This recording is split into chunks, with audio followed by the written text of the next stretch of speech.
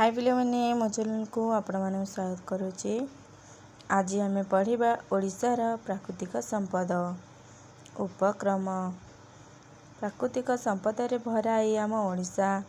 एहार बण पहाड़ नानाविध प्राकृतिक संपद रे भरपूर होई रहिछि। भारतर अन्य प्रदेश तुलना रे आम ओडिशा रे प्रचुर परिमाण प्राकृतिक संपद रहिछि। एही सबु प्राकृतिक संपद को नहीं आम ओडिशा धनशाली होई परिछि। प्राकृतिक संपदर प्रकार भेद। ओडिशा रे थिबा प्राकृतिक संपद को तीन भाग रे विभक्त करा जाय पारे, यथा अरण्य संपद, खनिज संपद और जल संपद।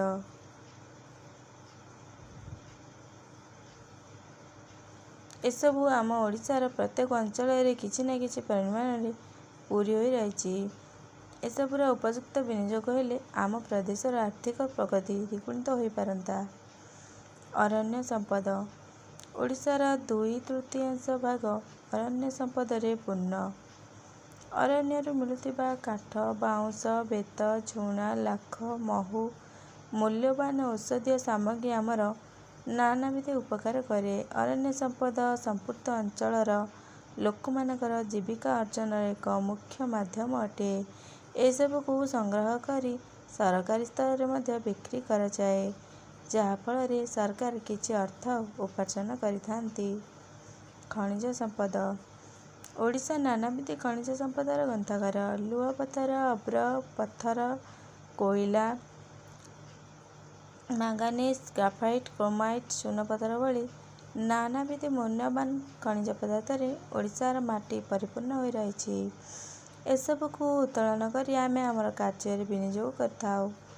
या छड़ा एसबु को विदेश को रप्तानी करी वैदेशिक मुद्रा संग्रह करिथाउ। एही खनिज संपद को नहीं आम राज्य रे नानाविध शिल्प कारखाना गढ़ी उठिछि। एही शिल्प कारखाना रे अनेक लोक चाकरी पाई निजर परिवार पोषण करने सहित प्रदेशर उन्नति रे सहायक हेउछन्ति। तापरे आमे पढ़िबा जल संपद। अन्य प्राकृतिक संपद परि जल संपद मध्य आम प्रदेशर एक मूल्यवान प्राकृतिक संपद। जलरू मिलुथिबा विद्युत शक्ति आमर अनेक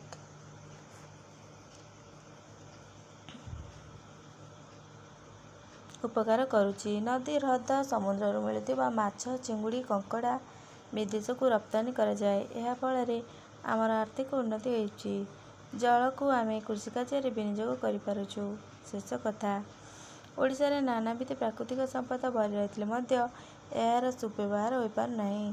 फल रे आमर आर्थिक अवस्था रे परिवर्तन होई पारु नाही। सरकार स्तर रे एही प्राकृतिक संपदर विनियोग निमित्त विभिन्न पदक्षेप नियाजिबा आवश्यक। आंचलिक स्तर रे लोकमानकु उत्साहित कले प्राकृतिक संपदर सुविनियोग करा जिवो। संगे संगे आम ओडिशार आर्थिक उन्नति होई पारिबो।